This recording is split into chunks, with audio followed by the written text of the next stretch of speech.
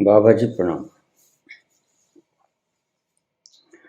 मंगलवार के दिन 5 नवंबर 2024 को सायं 5:38 से 5:40 के बीच मैंने अपनी एक महिला दोस्त को व्हाट्सएप प्रोफाइल देखकर उनके व्हाट्सएप पर लिखा, यू लुक ब्यूटीफुल। उसके 20 मिनट बाद उसकी तबीयत खराब हो गई। इतनी खराब हो गई कि पानी पीने पर उल्टी हो जाती, खाना दवा कुछ नहीं पच रहा था। 6 नवंबर 2024 अगले दिन शाम के वक्त करीब 8 बजे उनको आराम हुआ। मेरा प्रश्न आपसे ये है, क्या मेरी नजर उस महिला को लग गई? क्या अनजाने में मैंने कोई टोटका कर दिया या कोई और कारण है? मैं बहुत ही चिंतित हूं। मेरी दोस्त की ये हालात देखकर मुझे दुख लगा। यूपी से किसी ने पूछा है।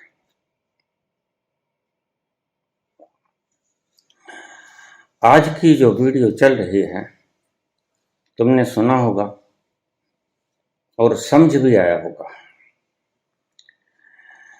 ये चातुर्मास्य व्रत नियम जैन धर्म के और देवशयनी और देवउठनी, ये 5 तारीख अभी 12 तारीख को देव उठेंगे। इसका गहरा मतलब है, बड़े लंबे चौड़े अर्थ हैं, बहुत वक्त लगाना पड़ेगा और मैं समझता हूं कि संक्षेप में बता दिया जाए तो ज्यादा अच्छा रहेगा। वही मार्ग मैं प्रयोग कर रहा हूं। अब ध्यान से समझिएगा। हमारे जो हिंदू धर्म के आज त्योहार हैं वो इन्हीं सत्य बातों पर आधारित हैं। यद्यपि आज कर्म कांड हो गए हैं, किसी को उनके भीतर का राज नहीं पता। जैसे जैसे एकादशी देवउठनी 11 करीब आएगी, तैसे तैसे ये टोटके ज्यादा असर करेंगे। आखिरी दिन है, आपने देखा होगा दिया बुझने से पहले लो बड़ी कर लेता है, बहुत बड़ी लो हो जाती है, फिर बुझ जाता है। आखिरी दिन खतरनाक है, डरना मत। ऐसे में मैं ऐसी वीडियो बनाना नहीं चाहता था। डरे तो आप पहले ही बहुत हुए हैं, इन मूर्खों के डराए हुए। लेकिन मैं आपको डराना नहीं चाहता, मैं आपको बताना चाहता हूं, समझाना चाहता हूं इसका तथ्य। कार्तिक शुक्ल, एक तो चतुर्थी चौथ, एक छठ जो हम पूजा करते हैं, एक अष्टमी, ये 3 दिन सबसे ज्यादा खतरनाक है। अब आपको जानकर बड़ी हैरानी होगी कि कार्तिक शुक्ल छठ का इतना बड़ा मेला क्यों लगता है। आज भी बचे हुए हैं उस बात को जानने वाले। बिहार से और भी आसपास से कितना इकट्ठ होता है, स्पेशल गाड़ियां लगानी पड़ती हैं। यह छठ का दिन सबसे ज्यादा खतरनाक है।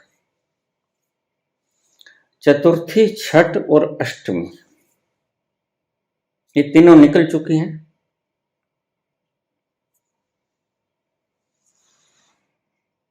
ध्यान से समझना इस सारी बात को। छठ के दिन हम सब क्यों पानी के किनारे इकट्ठा हो जाते हैं?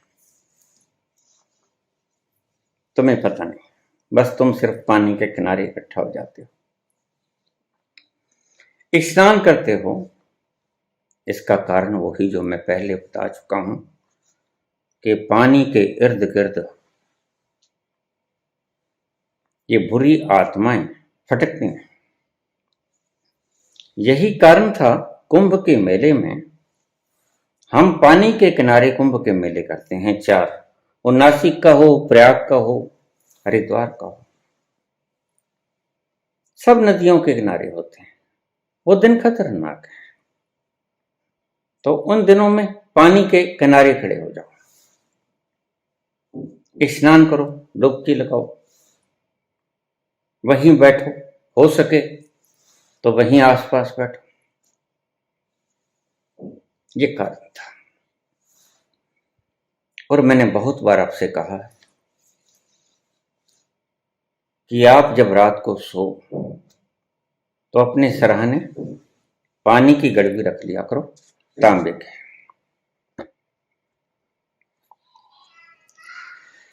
क्या होगा इससे? छोटी मोटी आत्माएं जो भटक रही हैं, वह जाते जाते आपका नुकसान नहीं करेंगे।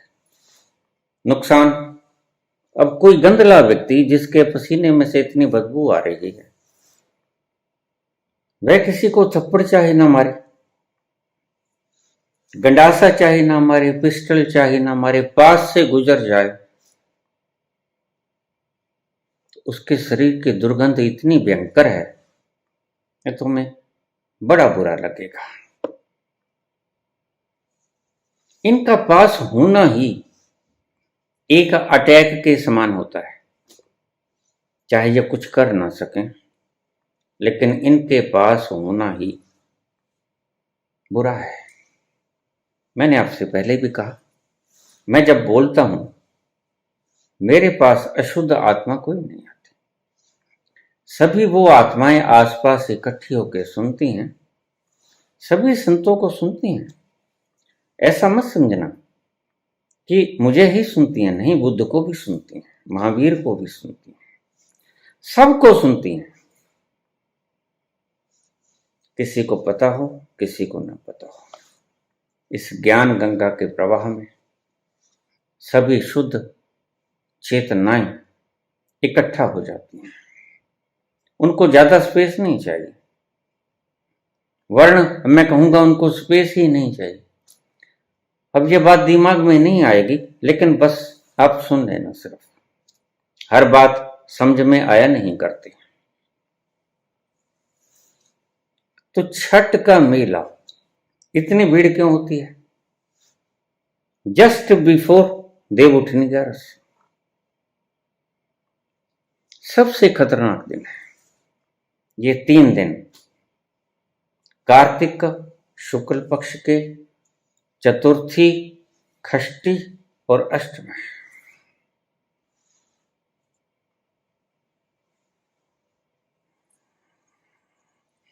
चौथ के दिन तो कई और भी खराब होते हैं, आपने सुना होगा। एक चौथ का चंद्रमा है, उसको कलंक चतुर्थी कहते हैं। अगर वो कोई देख ले तो उसके भीतर से इतनी विनाशकारी तरंगें निकलती हैं, बस आपके माथे से लगा और आप गड़बड़ हुए, दिमाग के भीतर उतर जाती हैं। और जब दिमाग के भीतर उतर गई तो दिमाग एक ड्राइवर है हमारी जिंदगी को चलाने वाला। वह विकृत हो गया तो फैसले गलत होंगे, फैसले गलत होंगे तो आपका नुकसान होगा। यही भगवान कृष्ण ने कहा, संशयात्मा विनश्यति। और ये इसी के पीछे यही कहानी है कि भगवान कृष्ण के ऊपर कलंक लग गया था इस चंद्रमा को देखने के बाद। बिल्कुल किसी का भी दिमाग खराब कर देगी। वाण लगता है कृष्ण को, वो भी मर जाते हैं।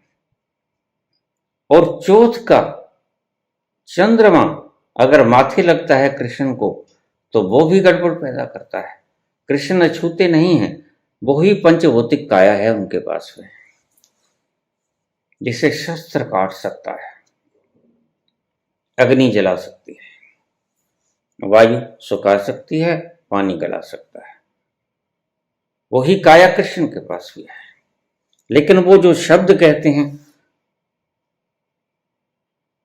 वो शरीर के पार का कहते हैं। नैनम छिदन्ति शस्त्राणि नैनम दहति पावका न चैनम क्लेदन्त्यापो न शोषयति मारुताः। देह के पार की बात करते हैं। तुम रटना मत इन बातों को, इनकी गहराई में जाने की चेष्टा करना। बड़े गहरे राज छिपे पड़े हैं इसमें। सिर्फ मान के मत बैठ जाना, थोड़ा गहरे में उतरोगे आप सनातन धर्म के, ये जो आज कर्म कांड बन के रह गए हैं, बड़े हीरे मोती जवाहरात पाओगे। तो इस देवी ने लिखा है,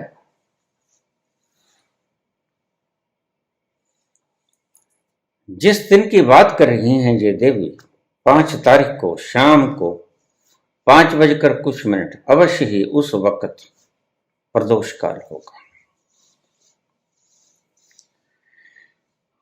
और प्रदोष काल में हमारे बुजुर्ग, हमारी माता कहा करती थी, शाम के वक्त जाना, चौराहों से बच के जाना। बड़ा प्यारा शब्द। चौराहों से क्यों बच के जाना? क्योंकि चौराहों पे सभी लोग इधर से उधर, उधर से इधर, चारों तरफ से लोग आएंगे जाएंगे। नजर लगने की बड़ी संभावना होती है। और ये नजर जैसी चीज जिसे वैज्ञानिक नहीं मानते और मैं भी नहीं मानता, लेकिन ये नजर होता कुछ और है। यह वो होता है जिसे हम कह देते हैं कि जिसके पास नहीं होता। नजर उसकी लगेगी जिसके पास वो है नहीं। तुम्हारे पास है तो सुंदर कपड़े पहनोगे, सुंदर मुखड़ा होगा, सुडौल शरीर होगा। तो बीमार है, अशक्त है, कुरूप है, मूर्ख है, वो तुम्हें देख लेगा तो भीतर से उसके उठेगा, मेरे पास नहीं है, इसके पास है। उसे ही नजर कहते हैं। मैं अक्सर मेरे आसपास रहने वाले जब बच्चे, नवजात शिशु पैदा होते हैं तो माँ बाप से कहता हूं कि इसे व्हाट्सएप पे, फेसबुक पे, इंस्टाग्राम पे शेयर मत कर, यह फोटो मत डालो। उन्हें पता नहीं है, वो नहीं डालते, बस सिर्फ आज्ञापालन, अंधभक्त है। हमने कारण से क्या जाना है? कारण जानते हैं बाप? बिल्कुल जानता हूं। तो वो नहीं डालता। अब रोहित के बेटा हुआ, मैंने कहा मत डालना फेसबुक पे, नहीं डाला। मेरे पुत्र के पुत्र हुआ, पोता, मैंने कहा मत डालना फेसबुक पे, नहीं डाला। कारण ये है, मैं तो जानता हूं, तुम्हें नहीं पता, कोई बात नहीं, अनुभव की बात है, उम्र के साथ अनुभव तुम्हें भी आ जाएगा। इसलिए बड़े बूढ़ों की इतनी कीमत थी। बड़े बूढ़ों ने जीवन जिया है और उम्र के साथ साथ अनुभव भी बढ़ा। ऐसे लोगों की बातों में बड़ा गहरा दम होता है। कहानी आपने सुनी होगी, एक लड़की वाले ने कह दिया कि बारात में सभी आना, कोई बूढ़ा ना आए। पुरानी कथा है, सबने सुनी होगी। वो जानते थे और लड़की के बाप ने शर्त रखी कि अगर कोई बूढ़ा आ गया तो मैं अपनी लड़की की शादी नहीं करूंगा। ये वो जमाना था जब लड़कियां कम थीं, रेशो घट गई थी। आज लड़कियों की रेशो कम भी है और लड़कियां वैराग्य से युक्त भी हो गई। क्यों झेलें वो दुख? क्यों सास का, ननद का, देवर का, जेठ का क्रोध सहन करें? आजाद वृत्ति का जीवन जीना चाहती है लड़की। इससे कुछ खराबी भी हुई है, कुछ फायदा भी हुआ है। फायदा कम हुआ है, खराबी ज्यादा हुई है। लंबे विषय हैं संसार के, फिर कभी बताऊंगा, नहीं तो वीडियो इसमें ही समाप्त हो जाएंगे। तो बूढ़ा साथ में ले गए, ट्रंक में डाल के। बूढ़े ने कहा, देखो तुम बच्चे हो, चाहे कितने भी समझदार हो, कितनी भी तुमने रिसर्चेज कर ली, लेकिन हमारी जिंदगी का तजर्बा तुम्हारी रिसर्चेज में नहीं। तो मुझे साथ लेके चलो, किसी ट्रंक में डाल के, बड़े में, श्वास आता रहेगा। कहानी है तुम्हें समझाने के लिए। तो गए वहां पर। लड़की वाली की शर्त थी कि शादी तब करूंगा, कोई बूढ़ा नहीं होना चाहिए, उसे पता था। बूढ़े कंटार होते हैं, बूढ़े व्यक्ति को गद्दी पे भी मत बैठने देना, खिलार देगा सब कुछ। बस ठीक ठीक रिटायरमेंट एज ऐसे ही नहीं बनाई थी। रिटायरमेंट एज के बाद बूढ़ों को घर बैठा देना, उनकी सेवा करना, मार्गदर्शक मंडल में डाल देना कि प्रभु आप बैठो, हम आपके चरण धोएंगे, स्नान करवाएंगे, खाना खिलाएंगे। रोग शोक होगा तो दवा ले देंगे, आप आराम करो। क्योंकि राजनीति के लिए जोश भी चाहिए और होश भी चाहिए।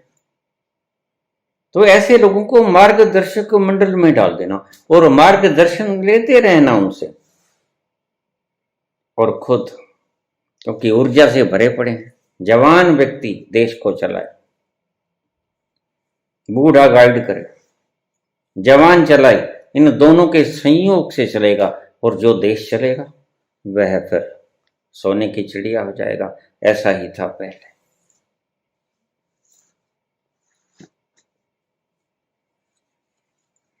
चाणक्य के भीतर अनुभव है, चंद्रगुप्त के भीतर जोश है, जवानी है, मसल है, कुछ कर गुजरने की क्षमता है,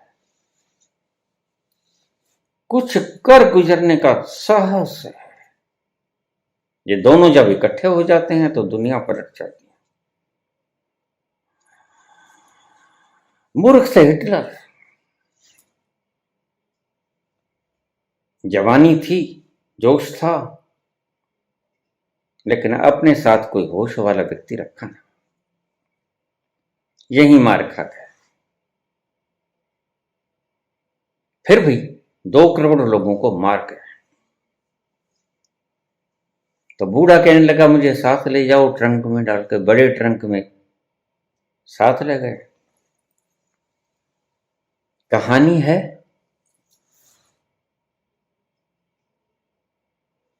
लड़की के पिता ने जब बारात पहुंची तो शराब की बोतलें रख दी टेबल पे, जचा। कितने आदमी हैं? 100 आदमी हैं। तो ये लो, 100 बोतल शराब की और 100 बकरे टांग दिए ऊपर। एक बाराती एक शराब की बोतल पिएगा, अगर कोई राधा स्वामी सुनता हो तो बंद कर दे, हंसा मत करो। शराब को चखना गुनाह है। क्यों? क्योंकि अगर शराब को चख लिया तो किसी वक्त बड़ी शराब की डिमांड पैदा हो सकती है तुम्हारे अंतस में। अगर इसमें इतना आनंद है तो उस बड़ी शराब में कितना आनंद होगा। तो ये भावना ही ना जगे। गुरु चाहता है कि सदा मेरे ही पांव पूजते रहे, कोई अन्य ना आए, और कोई आए तो मेरा देखा परखा है, मेरे रिश्तेदार आए,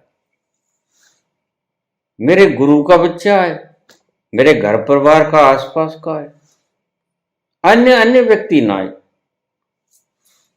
तो 100 बकरे टांग दिए और 100 शराब की बोतल रख दी।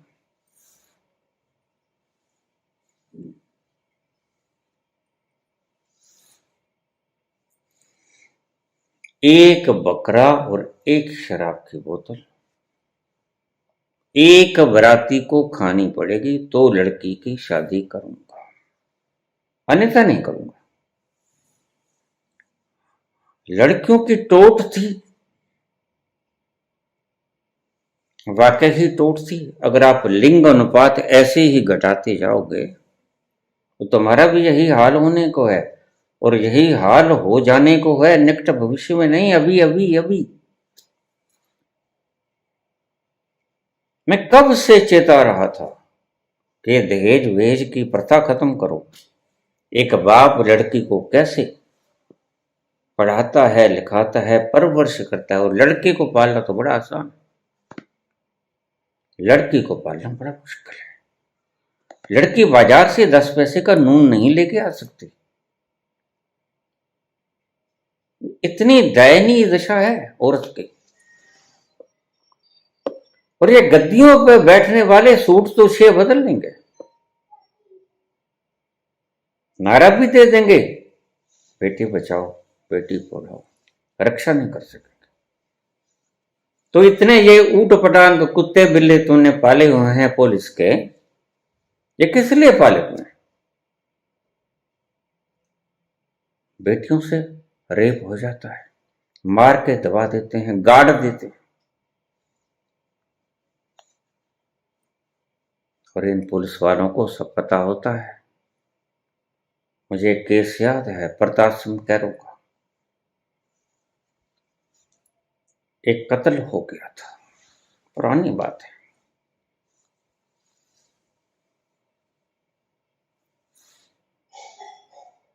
कई घंटे बीत गए, पता न लगा किसने कत्ल किया।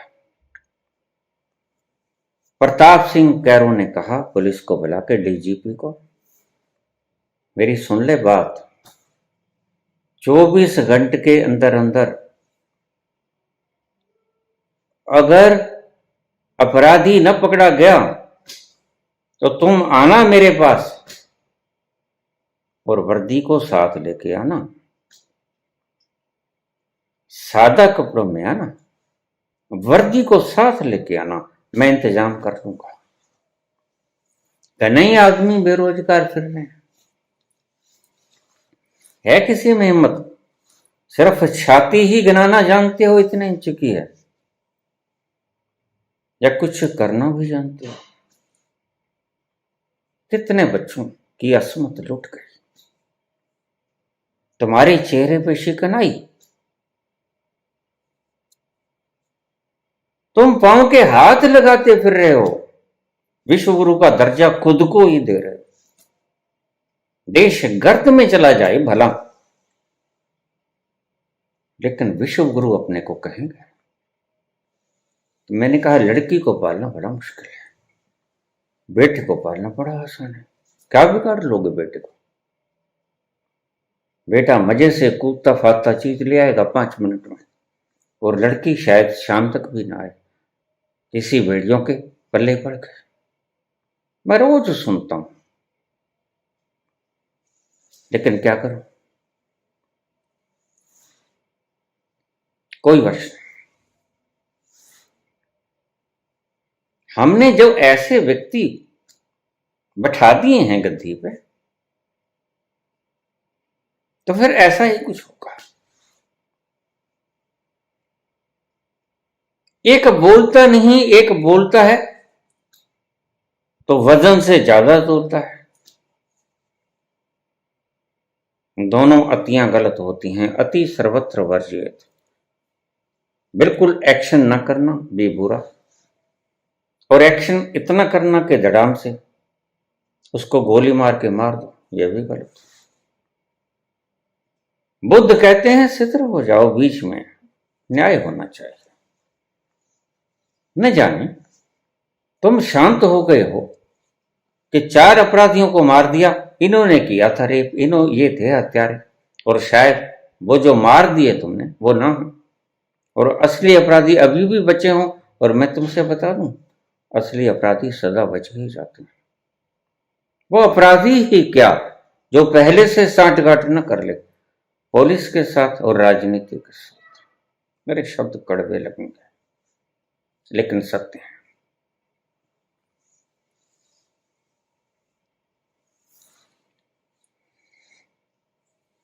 तो उसने सवाल कर दिया, खाओ अब इनको, एक एक बोतल शराब की पिलाओ। एक बोतल शराब एक आदमी कैसे पी सकता है? कुछ तो पीने वाले हैं, कुछ नहीं भी पीने वाले। जिन्होंने नाम दान लिया होता है वो कहाँ पीते हैं? भाई ऐसा ना करो, देखो ये काम आपका गलत है। वो कैसे पिएंगे? और पूरी शराब। जिन बेचारों को रोका गया है कि टेस्ट भी मत लो। इसलिए मैं तो धड़ल्ले से कहता हूं, भाई पी ही लेना। बिना पिए तुम्हें उस मस्ती का पता क्या लगेगा कि है कैसी वो। और पियोगे तो मस्ती की याद आएगी।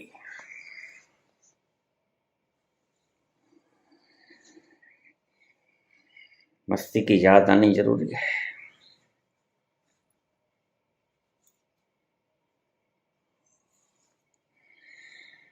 उसको याद करने के लिए नकल से शुरू करना होगा।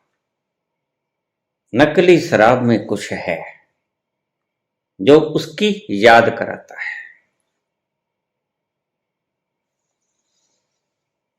पी लेनी जरूरी है। तमन्ना जगती है शुद्ध शराब को पीने की, जो खराब नहीं करते। ये शराब खराब करती है, वमन लगा देती है, जिगर खराब कर देती है, भीतर के कीमती तुम्हारे औजार खराब कर देती है। वो किडनी हो, और लीवर हो, और पेंक्रियाज हो, पेट को भी खराब करती है, तेजाब तो होती है। लेकिन पी लेना जरूरी है। एक चीज उसमें ठीक है, क्या? बेहोशी। और आपने बेहोशी बेहोशी में नहीं जाना है, बेहोशी में, अर्ध बेहोशी में जाना है, जिसको मैं मदहोशी कहता हूं। मद शराब को कहते हैं और होश अवेयरनेस को कहते हैं। जो अवेयरनेस हो तुम्हारे भीतर के तत्व जैसा, और मूर्छा हो शराब जैसे। और जरा सी दे दे साकी, और जरा सी, और जरा सी दे दे साकी, और जरा सी, और कैसे रहूं चुप के मैंने पी क्या है, होश अभी तक है बाकी, और जरा सी दे दे साकी, और जरा सी, और मांगोगे तभी। एक दिन इस मूर्छा की शराब पीते पीते उस मदहोशी की शराब भी डिमांड करने लगेगा तुम्हारा अंतस। और जिस दिन तुमने उसका नशा चख लिया, एक बूंद भी, रोज कहता हूं, बस फिर यात्रा शुरू हो गई असली। उससे पहले यात्रा थी नकली। तुम मूर्छित होके पड़ जाते हो, कुत्ते चाटते रहते तुम्हारे मुंह को, तुम्हें कोई पता नहीं। कुत्ते पेशाब कर जाते टांग उठा के, तुम्हें कोई पता नहीं।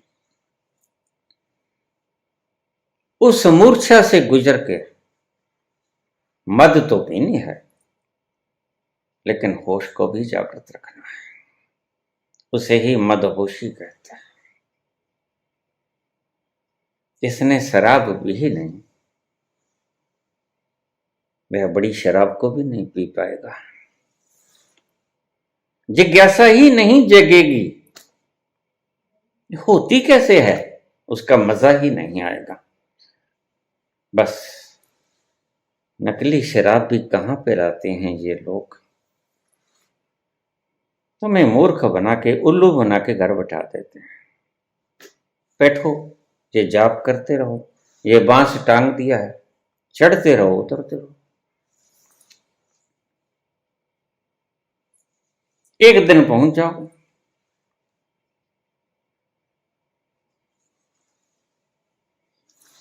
सब हैरान हुए, दूल्हा भी परेशान हुआ। दूल्हे का बाप भी परेशान हुआ। और वह जो व्यक्ति बूढ़ा था वो दादा था, ज्यादा वृद्ध था, ज्यादा अनुभव था। उसने जिद करके कहा मुझे साथ ले जाओ, तुम्हें पता नहीं, मसला विवाह का है, लड़कियां मिलती कहाँ हैं। और अगर इनकार हो गए तो यहां मुंह क्या दिखाओगे लोगों को, बैरंग बरात वापस हो। तो मुझसे पूछ लेना, क्रिटिकल घड़ियां आ सकती हैं। तब किसी की समझ में ना आई। बात ही कुछ ऐसी थी, लड़की के पिता ने कर दी। लड़की अति खूबसूरत थी,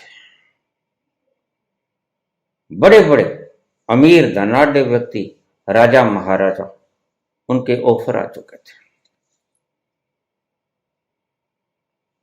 लेकिन ठुकरा दिया। मैं अपनी शर्तों पे शादी करूंगा।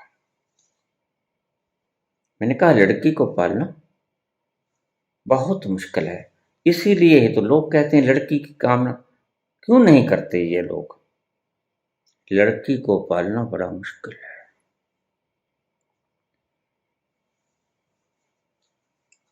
बाहर मेरा भाई कहा करता है, जब हमारे पास यहाँ प्रेगनेंसी टेस्ट करने के लिए आते हैं तो हमें सेक्स बताना पड़ता है, मेल जेंडर, मेल है या फीमेल है। हम एम लिख देते हैं या एफ लिख देते हैं। तो मुझसे बताया करता, अब तो पिछले कोरोना में उनकी डेथ हो गई। यहाँ इंडियाना स्टेट में डॉक्टर थे किसी बड़े हॉस्पिटल में, हार्ट स्पेशलिस्ट के सुपरिंटेंडेंट थे। तो मुझसे कहा करते कि हमारे पास यहाँ आते हैं टेस्ट करवाने के लिए, क्योंकि अमेरिका के भीतर तो कोई हिंदू भी है, मुसलमान भी है, अंग्रेज भी है, सभी हैं। बेहूदगियां तो सब जगह होती हैं, वहां काले गोरों का संबंध है, कालों को नफरत की जाती है, जहां हिंदू मुसलमान का है। तो कहता है जिसको हम लिख देते हैं मेल तो गोरे मुंह पिचकाते हैं, अरे, और जिसको लिख देते हैं फीमेल तो गोरे बड़े खुश होते हैं, मिठाई बांटते हैं। हमें तो मिठाई में ले जाते हैं, गोरों की लड़की हो तो मिठाई बांट देते हैं, और भारत के लोगों के लड़का हो तो मिठाई बांट देते हैं, हमें तो मिठाई में ले जाते हैं। मैंने पूछा भैया ये गोरे लोग लड़की को चाहते हैं, विलक्षण कारण बताया उसने, और कारण बिल्कुल ठीक था। कहते यहां ऐसा है कि 16 साल की उम्र तक बच्चे को पालते हैं, उसके बाद कह देते हैं कि जाओ अपना काम करो और खाओ। इसे ही कहते हैं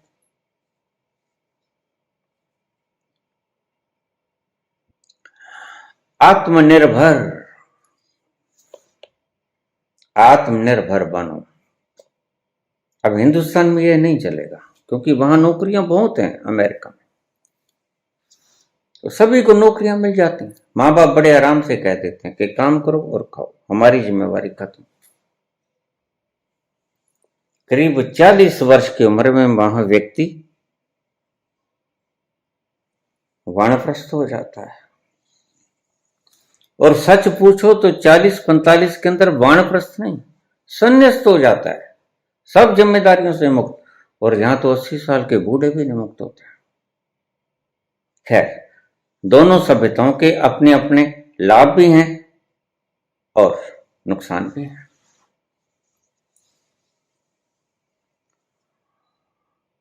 वहां स्वतंत्र किया जाता है कि जाओ कमाओ और खाओ, लेकिन यह हिंदुस्तान में नहीं चलेगा। क्यों? क्योंकि अगर यहां कह दिया कि जाओ कमाओ और खाओ तो यहां नौकरी तो है नहीं, रोजगार नहीं है। वहां रोजगार बहुत है, इसलिए बड़े मजे से कह सकते हैं जाओ कमाओ और खाओ, उन्हें पता है। और गोरे क्या करते हैं, 5 दिन काम करते हैं और आखिरी 2 दिन जितना कमा लिया 5 दिन में वो खा पी जाते हैं, उनके पास बैलेंस नहीं होता, 2 दिन में उड़ा देते हैं, मौज करो। किसी को वो सभ्यता अच्छी लगती है, 5 दिन कमाओ खूब कमर तोड़ के कमाओ, और जो कमाया 5 दिनों में 2 दिनों में खा जाओ। इसे कहते हैं ऐश। जीवन को जीने की फिराक, जीवन को जीने की तृष्णा उन लोगों की है। यहां तो हमारे धर्मगुरु हमसे हमारी खुशी छीन लेता है।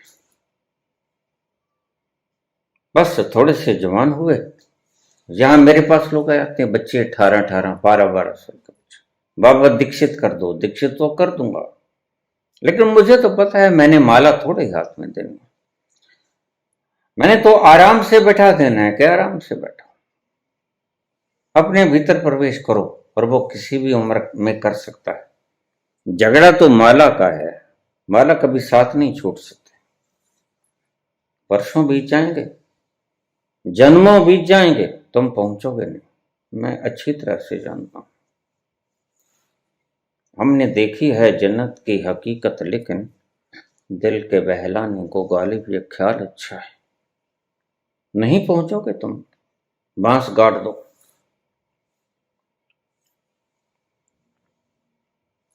पांच नाम जपते रहोगे, उतरते रहोगे, पहुंचोगे कहीं नहीं।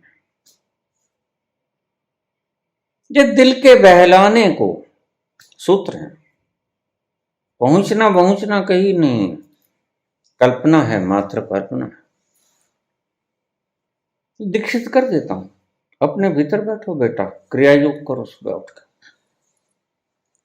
शुद्ध सांस लो, ऑक्सीजनेटेड हो जाओ, ग्रीनरी के भीतर चले जाओ, भर जाओगे ऑक्सीजन से, शरीर बढ़िया से काम करेगा।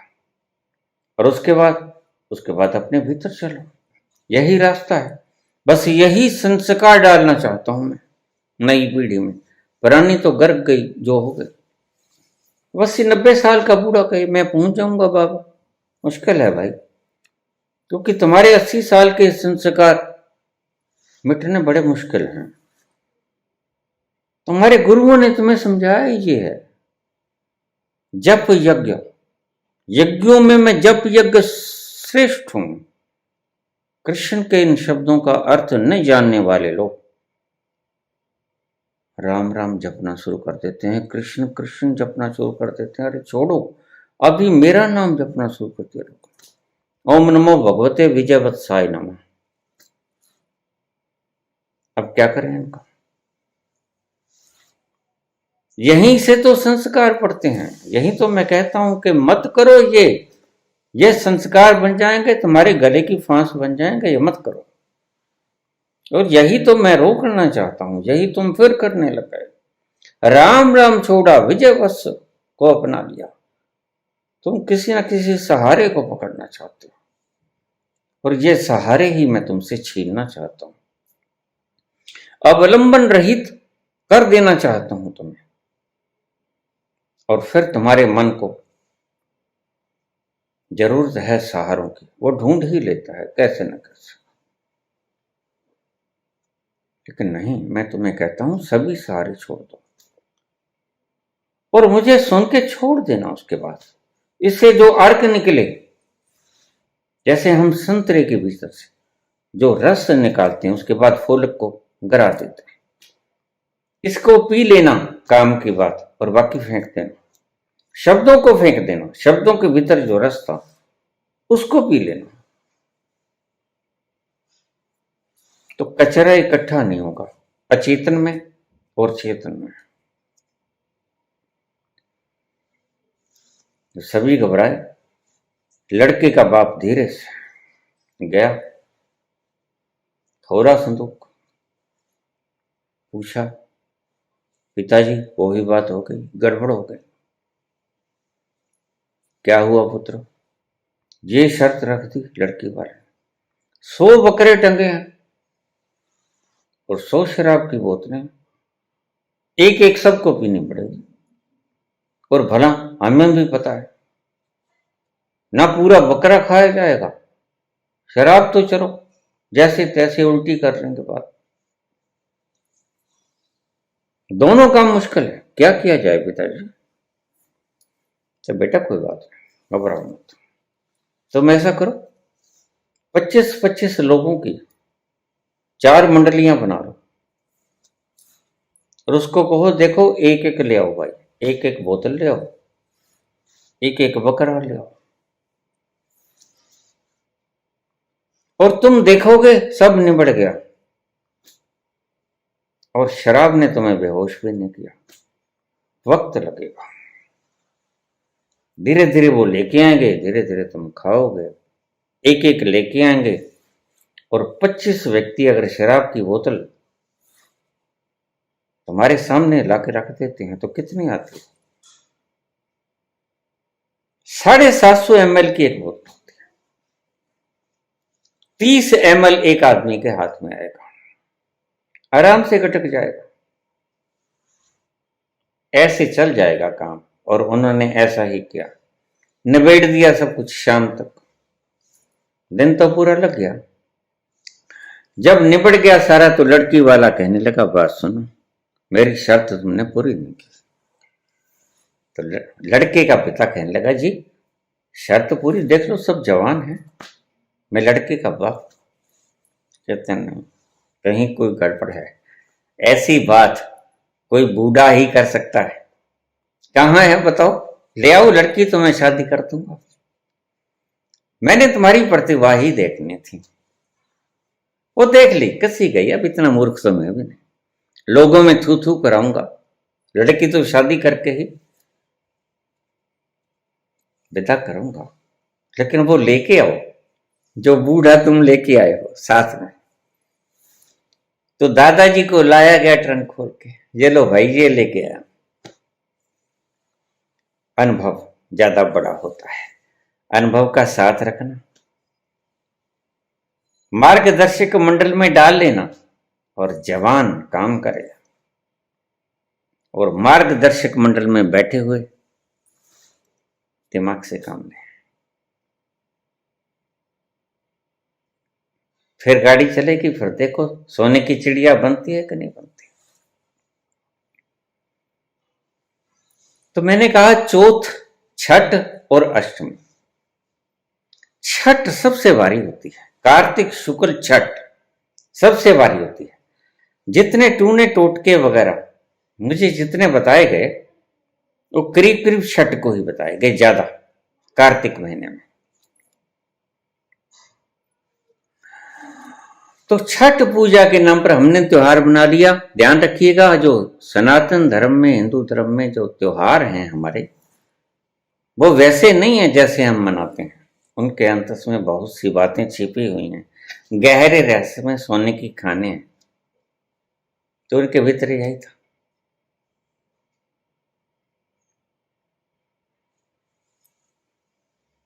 छठ में सबसे ज्यादा इन अशुद्ध आत्माओं की इकट्ठ होता है, क्योंकि उसके बाद धीरे धीरे प्रवाह कम होता जाता है। जैसे रात होती है, घनी होती है, फिर दिन चढ़ता है, फिर सारा दिन बीत जाता है, फिर सायं होती है, सूरज ढलता है। यह प्रकृति का नियम है। ऐसे ही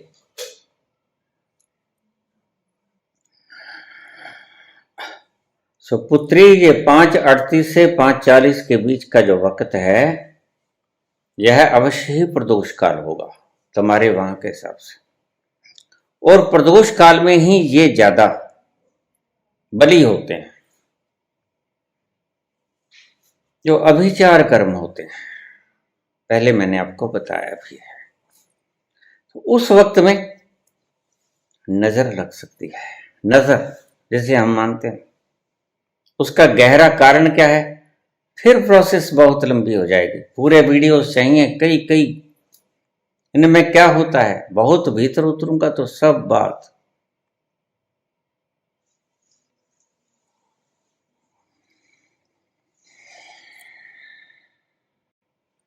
सब गहरे राज आएंगे और बड़ा वक्त लग जाएगा। छोटा सा सवाल पूरा वक्त खा जाता है वीडियो। और फिर तुम कहते हो कि बाबा हमारा तो जवाब आया नहीं, मैं क्या करूं। एक बात और बता दूं आपसे, देखिए मेरी करबद्ध प्रार्थना है, मुझे पता है आपको मेरे से अति घनिष्ठ प्रेम है। और ये बाबा सुबह की राम राम, ये दोपहर का रसगुल्ला, ये समोसा खा लो, कचौड़ी खा लो, सुबह की चाय पी लो, नाश्ता कर लो। तुम्हें पता है न मैं नाश्ता करता हूँ, न मैं पकौड़ा शकोड़ा खाता हूँ, न मैं गुलाब जामुन वगैरह खाता हूँ। ऐसी फॉर्मेलिटी करने से कोई प्रेम ज्यादा बढ़ता नहीं, कोई मैं आशीर्वाद भी आपको नहीं देता। तो ऐसी कृपा किया करो कि ऐसे अगर व्हाट्सएप को न भरो ये चीजें डालकर, ज्यादा बेहतर ना होगा। क्योंकि बेचारे जो वाकई ही त्रस्त हैं, उनके प्रश्न आपकी सुबह की राम राम, शाम की राम राम में गुम हो जाते हैं। इतना व्हाट्सएप भर जाता है कि उनके प्रश्न बेचारों के छुप ही जाते हैं भीड़ तले। तो अगर ऐसी कृपा कर दो तो अप्रत्यक्ष रूप में आप मेरे पे कृपा करोगे, क्योंकि ज्यादा लोगों के प्रश्नों को मैं सॉल्व कर पाऊंगा। अभी तो मैं आपकी राम राम ही पढ़ने में वक्त बीत जाता है। शायद कोई बात पूछी हो बता दूं, लेकिन कुछ नहीं निकलता। तो ऐसा नहीं हो सकता। वैसे हमारे हनुमान जी तो कह रहे थे, देखो हम घोटना उठा लेते हैं। रोहित, सबको ब्लॉक कर देता हूं, जो सुबह की राम राम, शाम की राम राम, जिस बात में कोई दम नहीं है सबको ब्लॉक कर देता हूं। हमारे चैनल कंट्रोलर। लेकिन मैं फिर भी कहता हूं कोई बात नहीं, मुझे पता है मेरे प्रति अत्यंत स्नेह आपके मन में, और ज्यादा अच्छा ना होगा कि उसे मन तक ही सीमित रखो। प्रकट करने की आवश्यकता क्या पड़ी? मैं भी जानता हूं, आप भी जानते हो, प्रकटीकरण का कोई जरूरत नहीं। अगर ना डाला करो तो उपकार करोगे उन लोगों के ऊपर जिनके प्रश्न आपकी राम राम तले दब जाते हैं। मैं आशा रखता हूं कि आगे से आप ऐसे कमेंट न डालोगे मुझे, जिनका कोई अर्थ ही नहीं बनता।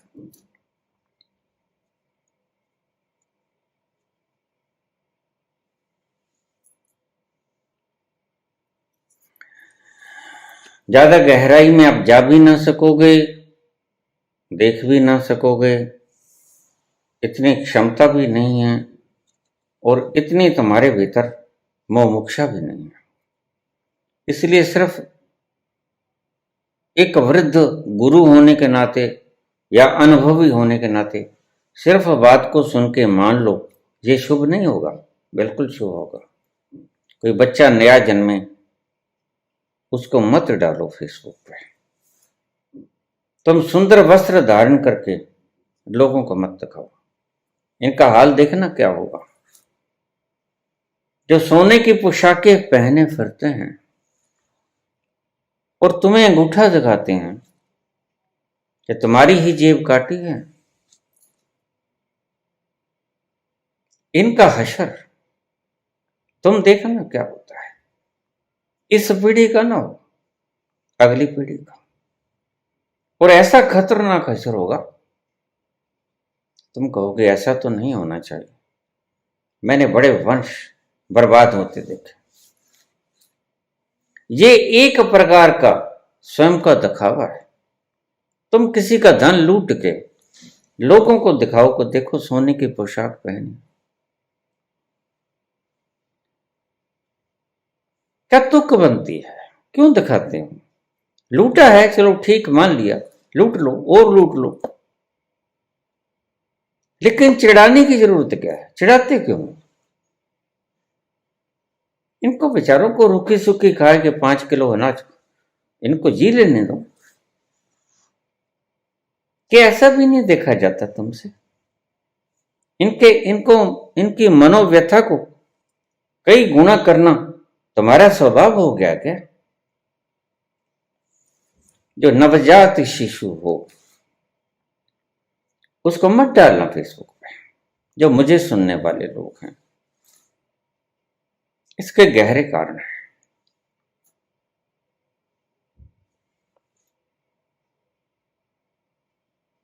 किसी का जन्मदिन है, तुम मनाते हो, नाचते हो, कूदते हो, घर में मना लो। तुम जागरण करते हो, आज सब दिखावा हो गया है, दिखावा। और ऐसे ही राजनीतिक हो गई है, दिखावा। मैं ये करूंगा, मैं वो करूंगा, करते वरते कुछ नहीं। और सभी ऐसे हैं। किसी एक पार्टी की बात मत कर, नहीं कर रहा मैं। किसी को बैठा देना, सत्ता आते ही गुरगुरा जाएगा। ये सत्ता, ये कुर्सी का नशा ही ऐसा है। और नशा तुम्हें हो या मुझे हो, बात बराबर है। नशे में प्रत्येक व्यक्ति भागता है। जिसे भी गद्दी दे दोगे, जिसे भी पावर दे दोगे, यही कुछ करतूतें करने को है वो। बस ये सिर्फ तुम्हें लुभाते हुए नारे बढ़िया लगते हैं। तो चलने तो जैसा चलता है, क्या खराबी है। इसने भी लूटना है, उसने भी लूटना है। एक राजा का मंत्री पकड़ा गया, बड़ी भारी लूट की थी, रिश्वत खाई थी, पकड़ा गया। राजा ने उसे बर्खास्त कर दिया। मंत्री ने बहुत से संदेश भेजे राजा से कि एक बार मिलना चाहता हूं, थोड़ी देर के लिए। कहानी बड़ी प्यारी है, जरूर सुनना, बड़े काम की बात है इसमें।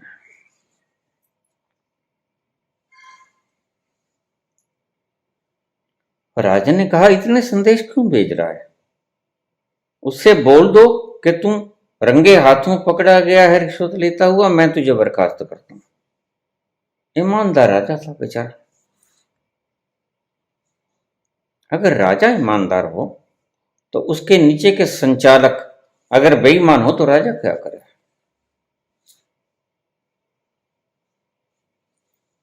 लेकिन आखिर में तंग आके राजा ने कहा, तुम ले ही आओ, उसको क्या कहना चाहता है मैं सुन ही लूं। बुला लिया उसे, आ गया, पांव हाथ लगाए नीचे बैठ गया। कहता, राजन मेरी बात सुन। बताओ। राजन, बात यह है, मैं भीख मांगता आया था आपके पास, आपने मुझे राजगद्दी दे दी। मैंने खूब कमाया, लूटा लोगों को, बिल्कुल मैं मानता हूं, मैं पकड़ा गया, बिल्कुल मानता हूं। मैंने 250 करोड़ की ठगी कर ली, आज मैं करोड़पति। सस्ते जमाने में 250 करोड़ बहुत होते थे, आज तो 150 करोड़ में गद्दियां बिक जाती हैं, पार्टियां बिक जाती हैं। मेरी एक बात सुनोगे प्रेम से? हाँ बताओ। देखो, तुम कोई नया रखोगे, रखना तो पड़ेगा ना। हाँ, अब मैं तो दाब गया, मेरा पेट भर गया, देखो गोगड़ देखो, मैं तो दाब गया, अब मेरी तमन्ना भर गई सारी। बहुत देर से मैंने रिश्वत बंद कर रखी है, सच पूछो क्यों? मैं दाब गया, मैं तृप्त हो गया। अब जो तुम नया रखोगे वह फिर इतने जोड़ेगा, वह फिर लोगों को लूटेगा।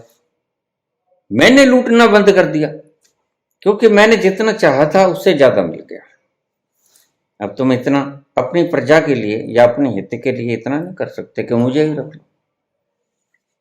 बात जची राजा के, तर्क बड़ा शानदार था और सच भी था। उसने इतने लूट के बंद कर दिया लूटना, और सच में बंद कर दिया। वो कहता है, राजा जो दूसरे को रखोगे वो फिर भीख मांगता हुआ आएगा, फिर वो लूटेगा, वो पकड़ा जाएगा, फिर तुम उसको हटा दोगे या जेल में कर दोगे, फिर तीसरे को, फिर वो अपना पेट भरेगा। ऐसे प्रजा लूटती ही रहेगी। मैंने लूट लिया और लूटना बंद कर दिया। अब ज्यादा ठीक न रहेगा कि आप मुझे ही रख लो। तो राजा ने कहा, बात तो आपकी जची, बहुत गहरी उतरी, लेकिन मैं मंत्रिमंडल में रखूंगा ये बात और आपको कल बताऊंगा। ठीक है। इमरजेंसी मीटिंग बुलाई, सभी मंत्रियों को बुला लिया गया, बात रखी गई। लोगों ने माना कि हाँ इसने साल 6 महीने से बंद कर रखा है लूटना। बात तो इसकी ठीक लगती भी है प्रैक्टिकली, तो फिर इसको रख लिया जाए।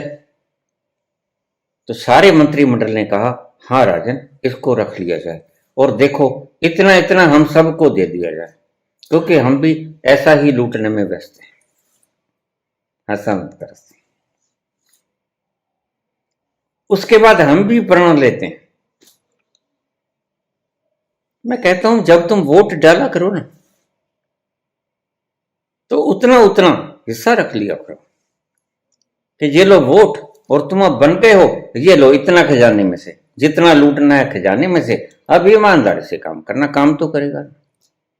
सड़कें भी अच्छी बनेगी, नलके भी ठीक लगेंगे, पानी भी शुद्ध आएगा, सभी महकमे में सबको उतना उतना दे दो। बस अब मत खाना, अब तृप्त हो गए हो, तो ऐसी व्यवस्था हो जाए तो ज्यादा बढ़िया है। और तुम नहीं करोगे तो वो तो कर ही लेंगे, तो किसी को भी डाल देना। मुझे लोग पूछ लेते हैं बाबा किसको डाले, मैंने कहा सब लुटेरे हैं,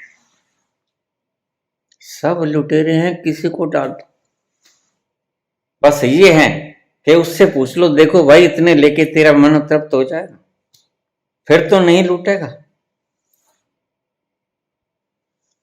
हमारी जेलों को सुधार गृह का नाम दे दिया गया, लेकिन सुधरते कहां हैं वो? तुम उनसे पूछते नहीं कि तुम लूट क्यों करते हो भाई। प्रत्येक व्यक्ति की अपनी मजबूरियां होती हैं। किसने बहन की शादी करनी है, किसने बेटे की शादी करनी है,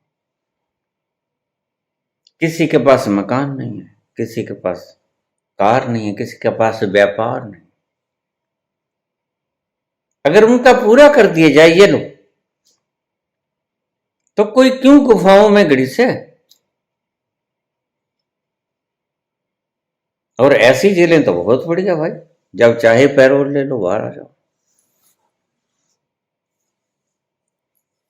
जिस व्यक्ति को कानूनन न्यायिक हिसाब से उसकी अंतिम श्वास बंद कोठरी के अंदर होनी चाहिए, पैरोल का क्या मतलब होता है? किसे कहते हैं पैरोल?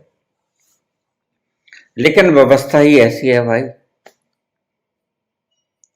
इस व्यवस्था को, भ्रष्टाचारी को अपना अंग बना लो, फिर ठीक रहेगा।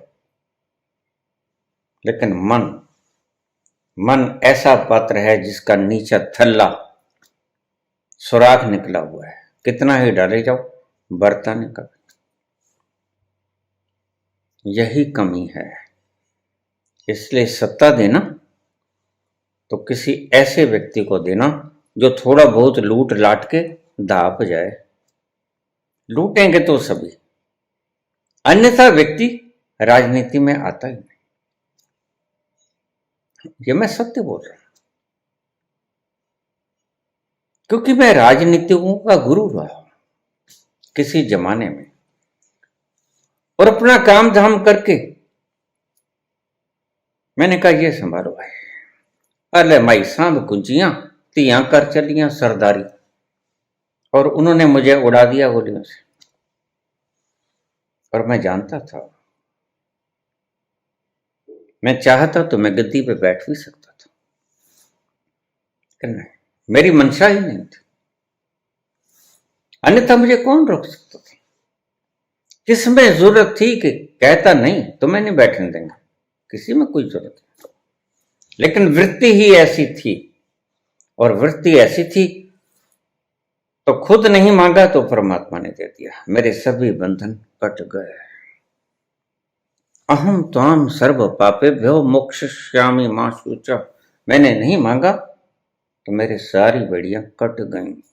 जो दिन भर रात तुम लगकर 5 नाम लेके राम राम जप के, सहस्र नाम जप के बेड़ियों को काट नहीं सकते, बल्कि बेड़ियों को बढ़ा लेते हो। तो ईश्वर ने ऐसी मति दी और टूट गई बेड़ियां, और मेरा अंतिम लक्ष्य आ गया। मैं खुश हुआ, मैं खुशहाल हुआ। मैं उस मुकाम पे पहुंच गया जहां आनंद ही आनंद है, जहां खुशहाली ही खुशहाली है, जहां खुमारी ही खुमारी है, बाग बगीचों की, राग रागनियों की भरमार है, सुगंधे ही सुगंधे हैं, कोई अंत नहीं आनंद का। जिस एक बूंद के लिए तुम तरस जाते हो, इतने पापाचार करते हो, ये पापाचार ही तो है। 70,000 करोड़ इकट्ठा कर लिया, क्या करोगे? सिर में मारोगे? आदमी खाएगा कितना? चौथी रोटी मुश्किल से खा पाता है आदमी, कितना खा लोगे? लेकिन नहीं, यह मन जिसका थल्ला है नहीं, बिना थल्ले का मन बढ़ता नहीं। काश तुम उस मुकाम पे आ जाओ जहां तुम्हारी वासनाएं तो मिटे ही, अगला शब्द थोड़ा खतरनाक है, जहां तुम्हारी जरूरतें भी मिट जाएं, भगवान महावीर की तरह तुम कह सको, उसे ही छाती चौड़ी कहते हैं। भगवान महावीर ने कहा, नहीं खाऊंगा, तुम यहां लेके आओगे स्थान के भीतर, मैं नहीं खाऊंगा, मैं खाऊंगा तो अगर मेरी ये शर्त पूरी करोगे। राजकुमारी हो, आंखों में आंसू हो, हाथों में बेड़ियां हो, बाल उथल पुथल हो, कोई किसी प्रकार का गहना गट्टा ना हो, बल्कि हथकड़ियां हो, कोई मेकअप शेकअप ना हो, आंखों में आंसू हो, दर्द से कराती हो, ऐसे घर से मैं भिक्षा मांगूंगा। और परमात्मा, मैंने कहा झुकना पड़ता है, परमात्मा झुकता है अपने बच्चों की प्रतिज्ञा के आगे। तो प्रतिज्ञा की महावीर ने, जब तक तू जलाएगा मैं जीऊंगा। और 72 साल की उम्र में उसको खाना नहीं मिला। प्रकृति ने चाहा कि बस अब तुम्हारा काम हो गया। हमारा भी कभी वक्त आएगा, बहुत बार बचाया है उसने। कोई आएगा कहेगा निकलो बाहर, वो कुछ छातियों को भून देगा गोलियों से।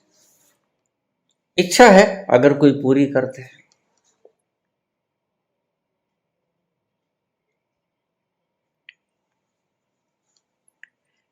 रोते क्या हो? है? तो ये जो बनाए थे, मैंने कहा सायंकाल में, प्रदोष काल में थोड़ा बचा करो। ये खतरनाक होते हैं 2 घड़ियां 48 मिनट। इन 48 मिनटों में ये जो बनाया गया था ना, हमें संध्या करते थे शाम को, आज भी हमारे घरों में है कि शाम की संध्या कर दो, सुबह की संध्या कर दो। त्रिकाल संध्या होती थी, उनमें शाम की संध्या सबसे शानदार होती थी। यही वेला है जब तुम्हें नजर खा सकती है, जब तुम्हारे ऊपर किसी प्रकार की डाकनी शाकनी कृत्या महाकृत्या संघारणी भूत प्रेत पिशाच इनका कालिख लग सकती है, तुम्हारे पास से गुजर सकती हैं, और उनका गुजरना अति दुखदायी होता है। वो करती कुछ नहीं, कर कुछ नहीं सकती, लेकिन तुम्हारा वातावरण दूषित और विकृत कर देंगे, तुम्हारा जीना हराम हो जाएगा। विस्तार से किसी अगली वीडियो में उस बच्ची का जवाब मैंने दे दिया। हाँ, बिल्कुल नजर लगती है।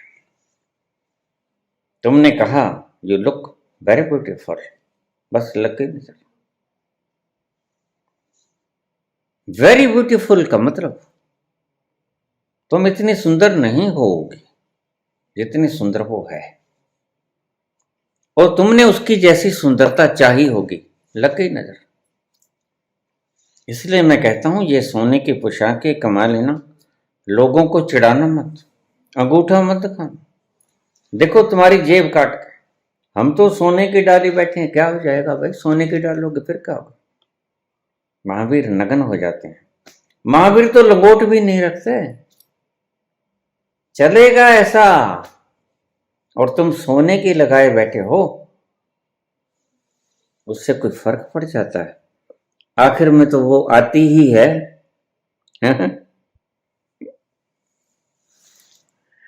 नहीं, उसको नहीं डाल सकते।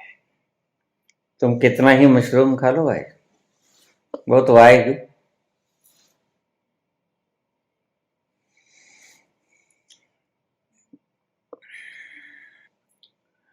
फिर भी हमारे विश्व गुरु बड़े अच्छे हैं, 5 किलो अनाज तो दे देते हैं, तरसाते तो नहीं, भूखे तो नहीं मारते।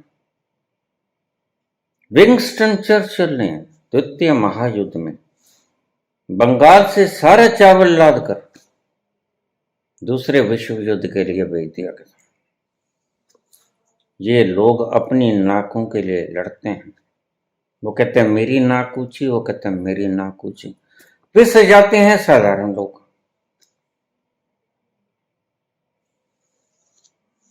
कितने सैनिक मरे हिंदुस्तान का। और विंस्टन चर्चिल ने बंगाल के करोड़ों लोगों को भूखे मार दिया। इसलिए मैं कहता हूं हमारे विश्व गुरु तो अच्छे बोलते भाई, ऐसे ही 5 किलो अनाज तो देते रहो, देखो भूखा मत मार देना इन बेचारों को। गरीब हैं, कुछ नहीं कर सकते। विद्रोह की क्रांति इनके भीतर जन्म ना ले सकेगी, क्योंकि खून ही खत्म कर दिया। तुम जो हो ना मच्छर, तुम चूस जाते हो सारा खून, और जीएसटी से चूस हो या किसी और हिसाब से चूस, तुम चूस जाते हो। तो विंस्टन चर्चिल ने तो सारा ही चूस लिया, भूखे मार दिए और तड़प तड़प के मरे। मैंने अपनी आंखों से देखा, ऐसे तड़पा के मारा उसने, दुष्ट ने। हमारे ही चावल, बंगाल में अब चावल ही खाए जाते हैं ज्यादा, और यहां से गाड़ियां भर भर के भेज दिया। मसला क्या है, जो विश्व युद्ध लगते हैं ना, इनका कोई तुक नहीं है लड़ने की, ये नाटकों के कारण लड़ते हैं, कौन बड़ा। और जो हमारे उच्च पद में बैठे हैं, उन्हें मैं सलाह दूंगा, हिंदुस्तान सदा से ही बड़ा शांति स्वभाव वाला देश रहा है, यह बुद्ध का देश है, गांधी का तो नहीं कहूंगा मैं, तुम ऐसा मत करो। बुद्ध का देश है, सब्र सबूरी का पैमाना हमारे भीतर छलकता है। इनसे मैं यही कहूंगा कि तुम मत इस पंगे खाने में पड़ जाना, कहीं तुम अपने नाक का सवाल बना लो। बेचारे गरीबों को, जो पहले से ही बड़ी मुश्किल रूखी सूखी खाए के ठंडा पानी पी के गुजारा करते हैं, उनको मरवा देना अपनी नाक के लिए, ये मत कर देना। जैसा है गुजर कर लेंगे भाई, कोई बात नहीं। इनका कोई मतलब नहीं होता, कोई मतलब नहीं होता इनका, सिर्फ नाकें दिखानी होती हैं। अपना नाम सदा के लिए जीवित रहे, और नाम कभी किसी का जीवित होता, चाहे कैप्सूल गड़ा दो धरती में, चाहे कुछ भी कर लो। इंदिरा गांधी ने कैप्सूल गड़वा दिया था लाल किले के पास, उसमें क्या लिखा होगा, इस नाम की कोई महारानी हुई, उसने ऐसा ऐसा किया, सब गपोड़ शंख। जो भी गड़वाएगा कैप्सूल, ऐसा ही कुछ गपोड़ शंख होगा उसमें, सत्य वत्य कुछ नहीं होता है।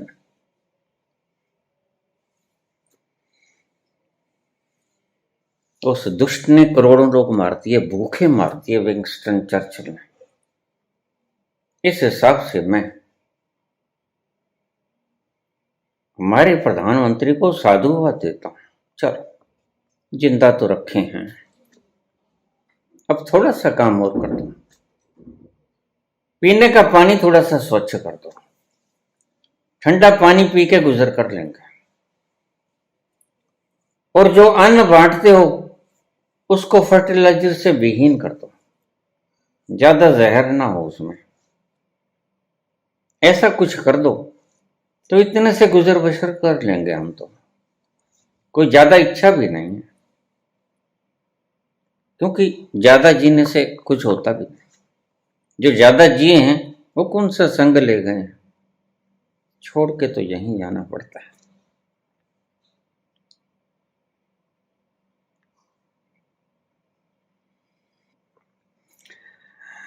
हो रही बुलबुल क्यों गुल पर निसार,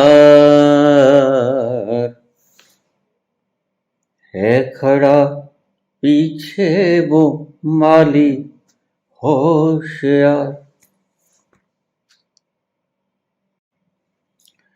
क्यों गुलों पे हो रही बुलबुल निसार, है खड़ा पीछे वो माली होशियार।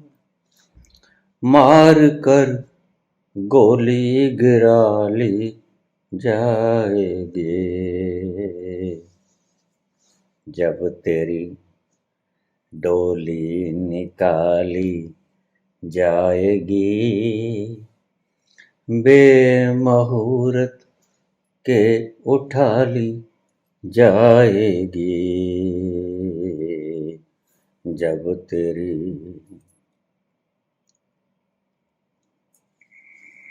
थोड़ा सा स्वर उठा दूं।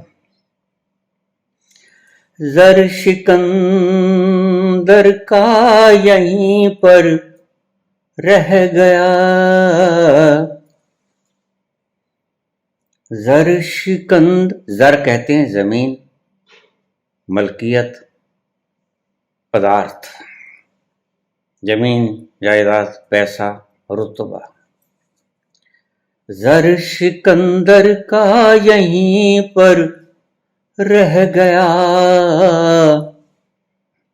मरते दम लुकमान भी ये कह गया। क्या ये घड़ी